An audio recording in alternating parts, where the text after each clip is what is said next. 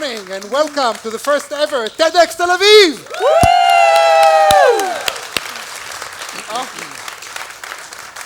So I've had this notion of doing something like TED in Israel ever since I saw the first TED clip, which was maybe 6-7 years ago.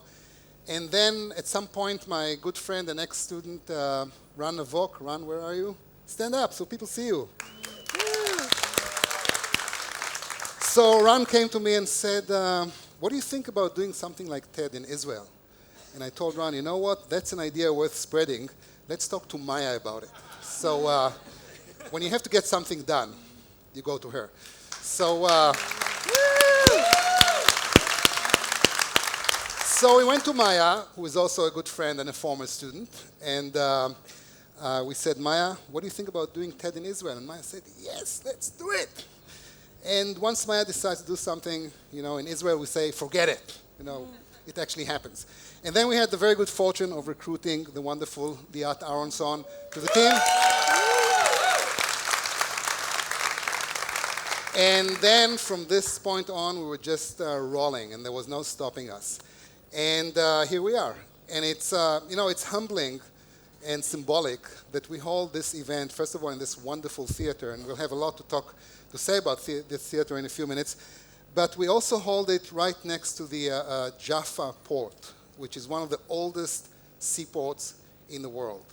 And in fact, if you walk outside the theater and you look across the street, you will see a big, ugly, in-your-face modern building.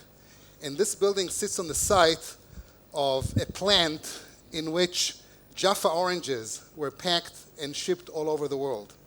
Now, these oranges were the fruits of a revolution in which the wandering and oppressed Jew was transformed into a proud and self-sufficient grower and exporter of his own food. And yet today, Israel no longer sells oranges, which saddens me. You know, in fact, someone told me that the Jaffa brand was acquired by a Spanish company. Can you believe it? No, that's like blasphemy. So, you know, this is gone. Here, catch. So today, Israel exports the fruits of another revolution, and here is one of them. What you see here is the amazing given imaging pill cam, designed to be swallowed and travel through your intestines and test them for, you know, cancer and Crohn's disease and all sorts of other disorders. And inside this little baby here, there's a complete wireless television studio equipped with 2 video cameras, 2 LED-based light sources, an image processing CPU, an image transmitter and modem, and a battery, you know, all conceived, patented, designed, and manufactured in Yokneam, about 100 kilometers from here. And this pill already saved the lives, or not this pill, but pills like this, already saved the lives of hundreds of thousands of people all over the world. And this pill, of course, is just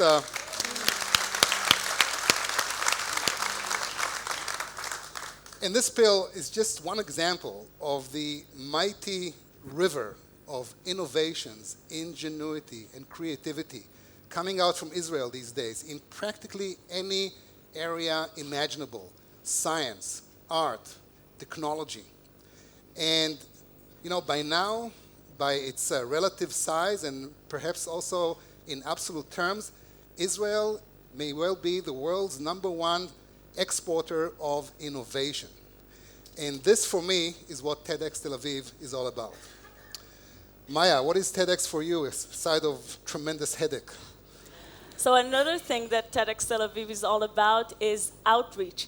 And you may have noticed coming in from outside from the lounge here to the theater, a special area that we have, the Pelephone Bloggers Alley.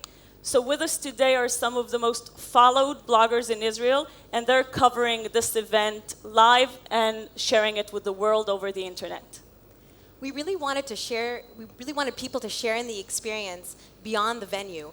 And we were very fortunate that one of our volunteers, in under a month, was able to organize 18 live simulcast webcast sites all over the country.